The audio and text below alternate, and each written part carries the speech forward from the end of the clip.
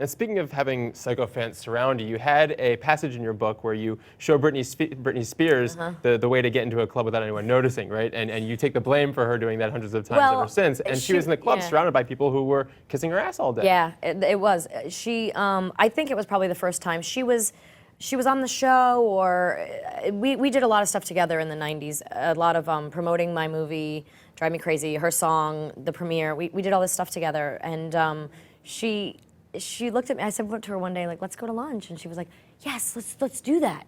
And then someone over her shoulder is like, no, you have to go to the gym, and then you have to go to, you have your vocal coach, and then you have to go do press interview, and then you have fitting, and then you have your show tonight, and she's like, oh, sorry, I can't. So I was like, you know what, you come over for dinner tonight. I'll come pick you up. So I snuck her out of the hotel, and I took her to a club, and I was like, let's go dancing. She's like, yeah, okay. So we went to this club, and we were dancing, and then she got whisked away to this table and was hanging out with all these people that were just basically kissing her ass. And I went off and was hanging out and doing my thing, and then I went back to get her. I'm like, I gotta work tomorrow. You know, let's go. Let's get out of here. And she's like, I'm gonna hang a little longer. And they're like, we'll get her home safe. Don't worry. I'm like, okay.